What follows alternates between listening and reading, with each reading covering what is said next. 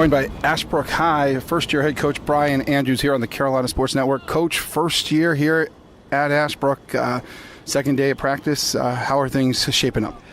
They've been fun and exciting, busy. Everybody's working hard. Got some people having to do a little bit extra credit. So we got some coaches who are really wanting to work hard to teach these guys what the discipline lessons would be and how teamwork really works. And we're hoping to get some people to buy into that and get some people to understand how we want to do things. So that's been the hardest part, is getting them to understand how we want things done. But we've got a great group of young men who have put in a lot of work in the summer, a lot of work in the weight room. We just got back from camp at Wingate University. We took about 45 young men up there, had 3 practices a day. We are much further along than we were in the spring, so it's been going pretty well. You say buy-in. What are some of the things that you're selling as far as trying to get these kids to, get into? We are servants. We are not looking after ourselves. We are looking for others first, trying to do things for other people first. We got to make sure we care about our teammates. And we told these players, we said, these coaches are going to coach you hard, but they're going to love you harder.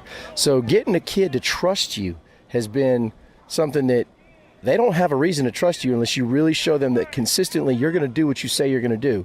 So our coaches have really put in the time to show these guys, hey, this is what we're about, and we're not backing down from this. We're setting the bar here, and if you run a drill and you let up this much before you're through the drill, by God, you're going back again. And not just you, but the whole group.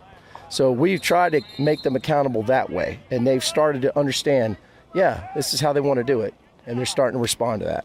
Offensively, you inherit some kids that can play on that side of the ball. Quarterback Hayden Welly, a senior. British Brooks, who was one of the best backs in Gaston County, if not the state last year.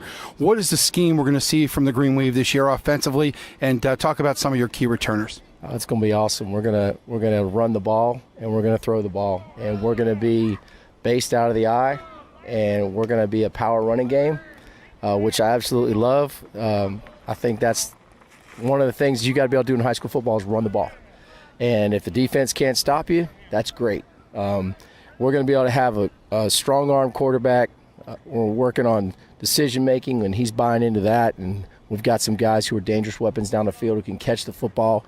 And I'm telling you, I think that's going to be the nicest surprise for everybody, is seeing what our offense looks like.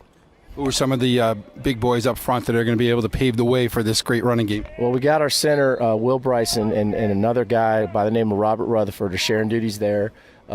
We've got some guys by the name of Rush Herndon playing guard. We've got a young buck named Julian Laundrie playing tackle. We've got another guy, Jamari Adams. You're going to see some good things out of him at the other tackle. So we've got a pretty good group up front, very intelligent, very hardworking guys that I think are going to do a great job for us up front.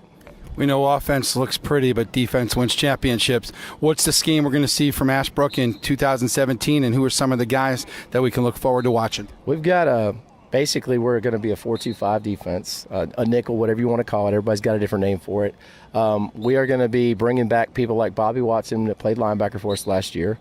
We're going to be bringing back someone like an Idris Strange playing safety for us last year.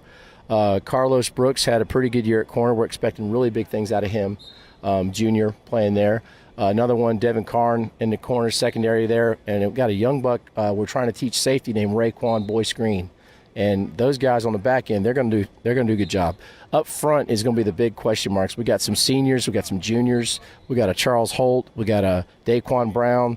We're trying to learn how these guys, and a Cole Dixon from last year. So that front is going to be the key for us, and that's where we don't have a lot of depth. And we're really working to build that depth right now, maybe having to move some guys around from another position to fill that up. But that's what we got. We got 7 days to get ready for the scrimmage at Chase at 10 a.m. in the morning, and we're excited about that. We think we should have a pretty good group. We got some guys that have really been working hard on that side of the ball.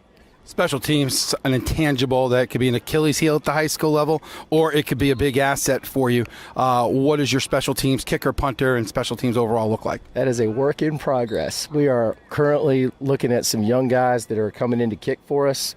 Had a really good day yesterday. Hopefully you'll see some of that again today.